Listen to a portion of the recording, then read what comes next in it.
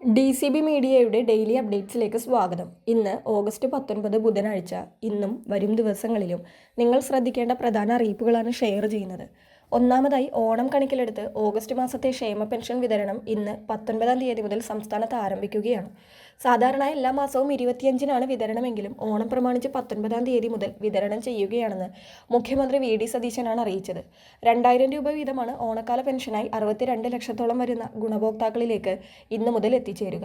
സഹകരണ ബാങ്കുകൾ വഴി വീട്ടിലെത്തിച്ച് നൽകുന്ന പെൻഷൻ ബാങ്ക് അക്കൗണ്ടുകളിൽ നിക്ഷേപിക്കുവാൻ തീരുമാനിച്ച് ഉത്തരവിറക്കിയിരുന്നെങ്കിലും ഓണത്തിനുള്ള പെൻഷൻ പഴയ രീതിയിൽ തന്നെയാകും വിതരണം ചെയ്യുക.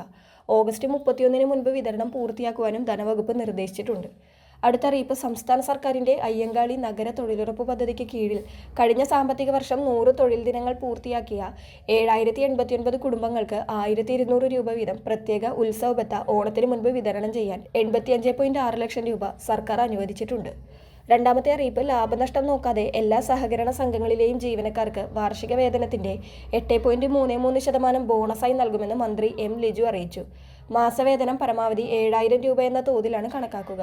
യോഗ്യതയുള്ള സംഘങ്ങളിൽ പരമാവധി 20% ബോണസ് നൽകാം. സഹകരണ വകുപ്പിന്റെ ഭരണ നിയന്ത്രണത്തിലുള്ള സഹകരണ സ്ഥാപനങ്ങൾ, ശമ്പള സ്കെയിലിലുള്ള പാർട്ട് ടൈം കണ്ടിജന്റ് ജീവനക്കാർ, നീതി സ്റ്റോർ, നീതി മെഡിക്കൽ സ്റ്റോർ എന്നിവിടങ്ങളിലെ റെഗുലർ തസ്തികകളിൽ സേവനമനുഷ്ഠിക്കുന്ന ജീവനക്കാർ തുടങ്ങിയവർക്കെല്ലാം ബോണസ് നിബന്ധനകൾ ബാധകമായിരിക്കും.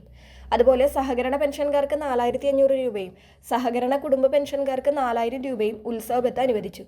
2 പെൻഷനും കഴിഞ്ഞ വർഷത്തേക്കാൾ 400 രൂപ വീതം വർദ്ധിപ്പിച്ചുവെന്നും മന്ത്രി M. ലിജു അറിയിച്ചു. അടുത്ത അറിയിപ്പ്, ഓണാഘോഷത്തോടനുബന്ധിച്ച് സംസ്ഥാനത്തെ സർക്കാർ എയ്ഡഡ് സ്കൂളുകളിലെ പ്രീ പ്രൈമറി മുതൽ 8ാം ക്ലാസ് വരെയുള്ള വിദ്യാർത്ഥികൾക്ക് 4 കിലോ വീതം അരി വിതരണം ചെയ്യുമെന്ന് പൊതുവിദ്യാഭ്യാസ മന്ത്രി N. ഷംസുദ്ദീൻ അറിയിച്ചിരിക്കുകയാണ്. അരി വിതരണത്തിൻ്റെ സംസ്ഥാനതല ഉദ്ഘാടനം തിരുവനന്തപുരം പട്ടം സെന്റ് മേരീസ് ഗവൺമെൻറ് ഗേൾസ് ഹൈസ്കൂളിൽ നടക്കുന്നതാണ്.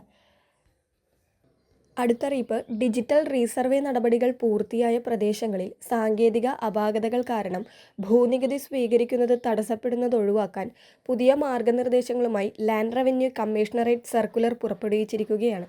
സർവേയിലെ അപാകതകൾ മൂലം 2 വ്യക്തികളുടെ ഭൂമി ഒന്നായി ചേർക്കപ്പെടുകയോ പേരുകളിൽ മാറ്റം വരികയോ ചെയ്യുന്നത് കാരണം പല വില്ലേജുകളിലും നികുതി സ്വീകരിക്കുന്നില്ലെന്ന പരാതി ഉയർന്ന സാഹചര്യത്തിലാണ് ഈ നടപടി.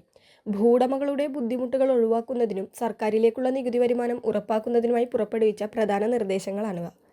അടുത്തറിയിപ്പ്, ബാങ്കുകൾ നൽകി വരുന്ന അടിസ്ഥാനരഹിതമായ സേവന നിരക്കുകളിൽ, അതായത് സർവീസ് ചാർജിൽ പ്രധാന മാറ്റങ്ങൾ ഈ മാസം മുതൽ പ്രാബല്യത്തിൽ വന്നിരിക്കുകയാണ്. മിനിമം ബാലൻസ് നിലനിർത്താത്തതിനുള്ള പിഴ സംഖ്യകളിലും 1 മാസത്തിൽ അനുവദിച്ചിട്ടുള്ള സൗജന്യ ATM, ഡെബിറ്റ്, ക്രെഡിറ്റ് ഇടപാടുകൾക്ക് ശേഷമുള്ള അധിക നിരക്കുകളിലും ഘടനാപരമായ വർധനവ് ബാങ്കുകൾ വരുത്തിയിട്ടുണ്ട്. ബാങ്ക് അക്കൗണ്ടുകളുടെ ഉടമകൾ തങ്ങളുടെ സേവിങ്സ് അക്കൗണ്ടിലെ ബാലൻസ് തുകയും പ്രതിമാസ ATM ഉപയോഗവും കൃത്യമായി നിരീക്ഷിക്കേണ്ടത് അത്യന്താപേക്ഷിതമാണ്. നിശ്ചിത പരിധി കഴിഞ്ഞുള്ള ഇടപാടുകൾക്കും ബാലൻസ് കുറയുന്നതിനും വലിയ പിഴത്തുക ഈടാക്കുന്നത് തടയാൻ ഇന്റർനെറ്റ് ബാങ്കിംഗ് വഴിയോ UPI ആപ്പുകൾ വഴിയോ ഡിജിറ്റൽ ട്രാൻസ്ഫറുകൾ പരമാവധി ഉപയോഗപ്പെടുത്തുന്നതുവഴി അധിക സർവീസ് ചാർജുകൾ ഒഴിവാക്കാൻ സഹായിക്കും. വളരെ പ്രധാനപ്പെട്ട ഈ വാർത്താ അപ്ഡേറ്റുകൾ മറ്റുള്ളവർക്ക് കൂടി ഷെയർ ചെയ്യുക.